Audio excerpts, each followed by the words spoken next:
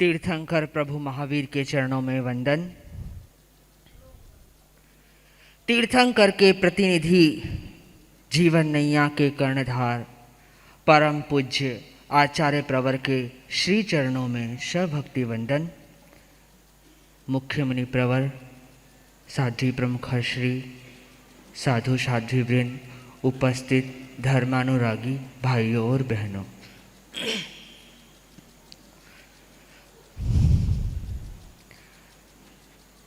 तेईसवें तीर्थंकर प्रभु पार्श्वनाथ, और वे एक ऐसे तीर्थंकर हैं जो हर व्यक्ति के दिलों में बसे रहते हैं, जिनको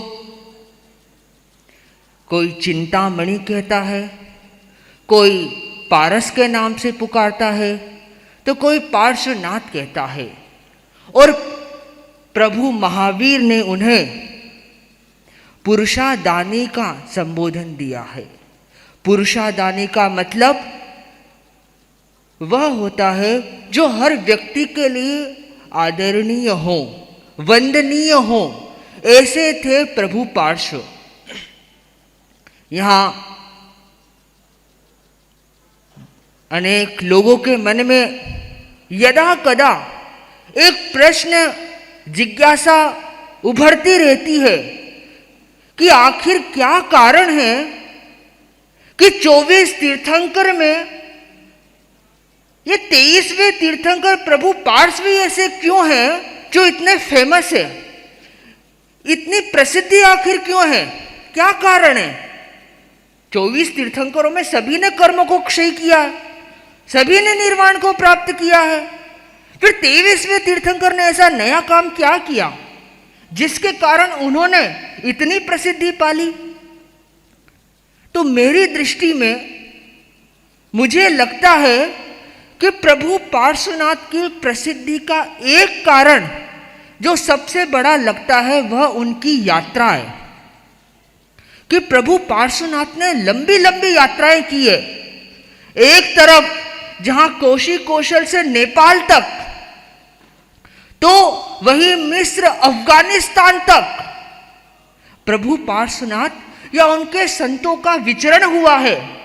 और जब यात्राएं होती है, जन संपर्क होता है, तो कहीं न कहीं लोगों के दिलों में भी स्थान बन सकता है। हम इसका एक उदाहरण तीर्थंकर के प्रतिनिधि को देख करके समझ सकते हैं।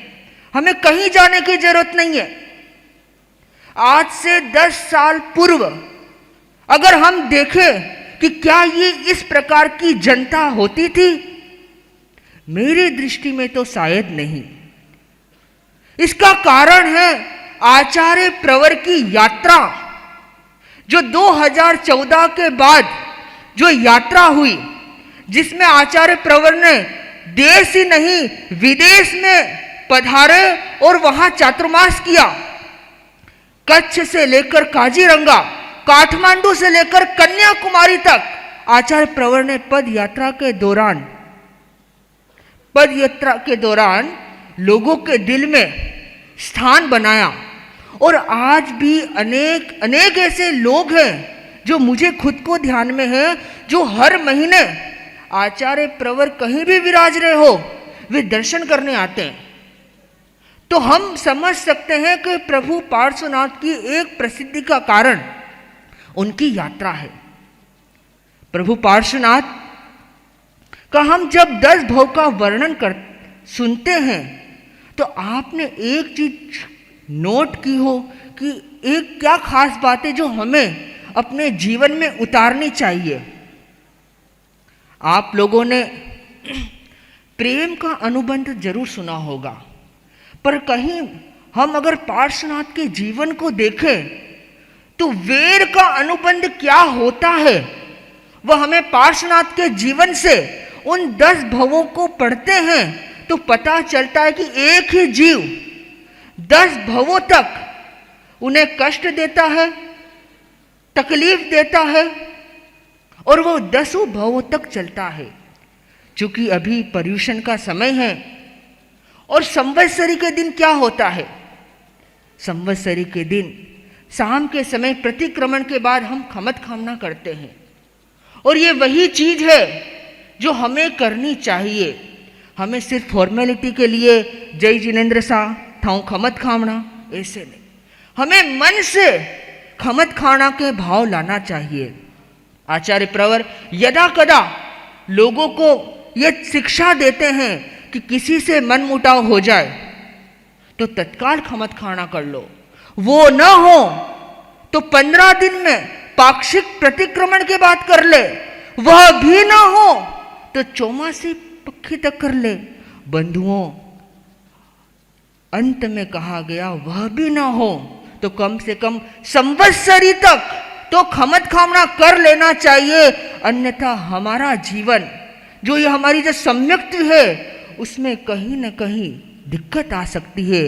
कुछ दिन पूर्व भी आचार्य प्रवर ने हमें सम्यक्ति के बारे में फरमाया कि हमें हमारी सम्यक्त को पुष्ट करना है, और वह सम्यक्त तभी पुष्ट हो सकता है जब हमारे जीवन में, हमारे दिल में, हमारे मन में क्षमा के भाव हो, कल्याण के भाव हो। प्रभु पार्श्वनाथ के जीवन में इतना कष्ट आया, लेकिन उनके दिल में हमेशा दया का भाव, करुणा का भाव रमा रहता था।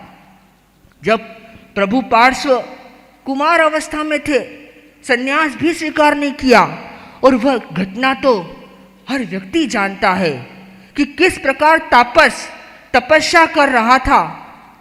और कुमार पार्श्व को जब अवधि ज्ञान से पता चला कि एक सर्प युगल उस आग के लपटों में, उस लकड़ी के अंदर जल रहा है, तत्काल उन्होंने वहां पर उस तापस को रोका, चाहे वो फोर्सफुली क्यों ना हो, उसे रोक करके उस सांप के जोड़े को निकाला, नमस्कार महामंत्र सुनाया और उनकी गति को उद्धार किया, और वे ही आगे जाकर उनके अधिष्ठायक देव बने।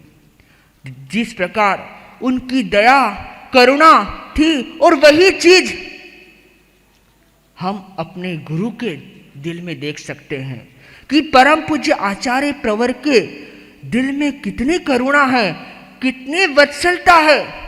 आप लोग विज्ञप्ति पढ़ते ही होंगे। अभी कुछ दिनों की बात है, मुंबई में अच्छी बारिश हो रही थी, एक तरह से कह सकते हैं, और उस बारिश के कारण सतियों का एक ठिकाना थोड़ा सा पानी के कारण से दिक्कत आई। आचार्य प्रवर जहां आहार कर रहे हैं, वहां पर अपना चिंतन संतों को बुलाया कि जाओ, सतियों के वहां जाओ, देखो उनको कोई तकलीफ तो नहीं है, वहां की स्थिति क्या है, और साथ में कुछ पात्रा ले जाओ, आहार ले जाओ, चाय ले जाओ, दूध ले जाओ, बिस्किट ले जाओ, और उनको तकलीफ मत देना, जितना उनको जरूरत हो। ये क्या है? यह करुणा है, और यह करुणा उसी में हो सकती है जिसके मन में प्रेम हो और आत्म कल्याण के भाव हो। हम करुणा की बात कर रहे हैं, तो जहां पवित्रता होती है, करुणा भी वहीं होती है। और जब पवित्रता की बात करें तो प्रभु पार्श्वनाथ इतने पवित्र पुरुष थे जिनके स्मरण मात्र से लोगों का काम हो रहा था, कल्याण का मार्ग प्रशस्त हो रहा था। कहीं कोई मुश्किल आती तो लोग प्रभु पार्श्वनाथ का स्तवन करते। हम सिद्धसेन की घटना पढ़ते हैं, वह सगरम का स्त्रोत की घटना सुनते हैं, उसमें क्या है? सिर्फ और सिर्फ उनकी स्तवना है, उनका गुणगान करते हैं, और उस पवित्र गुणगान से स्वतः ही चमत्कारिक घटना घटती है। मुंबई में आचार्य प्रवर का पधारना हो रहा था, विरार वसई के आसपास की घटना है। शाम के समय आचार्य प्रवर विराज रहे थे, और एक संतों के कमरे के बाहर एक सांप जाति का जीव शायद निकल गया। आचार्य प्रभु को निवेदन किया कि गुरुदेव यहाँ नाग जाति का जीव है। आचार्य प्रवर ने उवसगरम का स्तोत्र का पाठ सुनाया, और एक ऐसा चमत्कार हमने देखा, क्योंकि अब बच्चा है तो शायद उसकी पूरी फैमिली भी वहीं बसती होगी। तो हमने देखा कि सुबह तक किसी प्रकार की कोई अनहोनी नहीं हुई, किसी प्रकार का कोई वहां जीव देखा नहीं गया। तो ये घटनाएं हमें दिखाती है कि जब पवित्र आत्माओं का हम स्तवन करते हैं तो चमत्कारी अपने आप घटित होते हैं। चमत्कार की जब बात चल ही रही है तो मैं एक बात श्रावक समाज की ओर कहना चाहूँगा कि पर्यूषण का समय है और हम राजस्थान में देखते हैं कहीं न कहीं इस चीज़ में थोड़ी कमी दिखती है।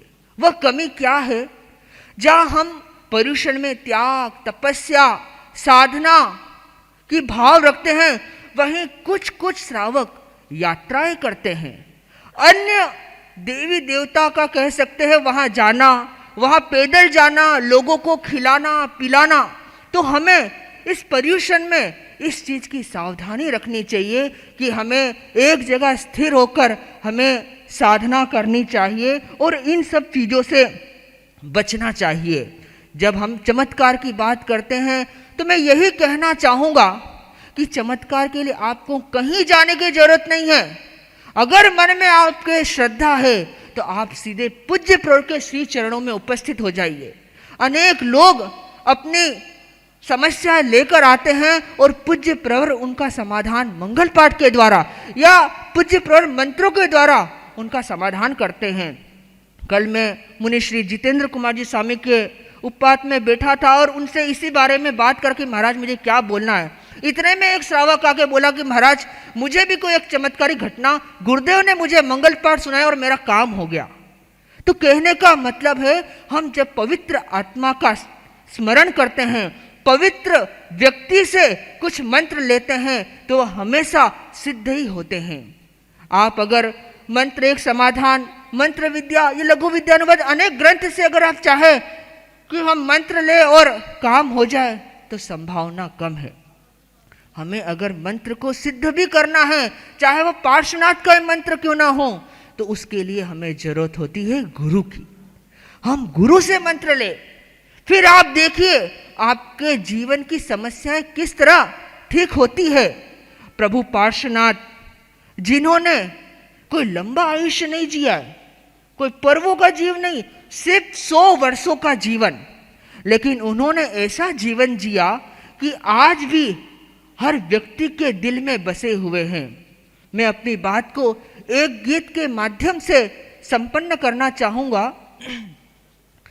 प्रभु पार्षदेव चरणों में, प्रभु पार्षदेव चरण शत शत प्रणाम हो। मेरे मानस के स्वामी तुम एक धाम हो, तुम एक धाम हो। प्रभु पार्षदेव चरणों में शत शत प्रणाम हो।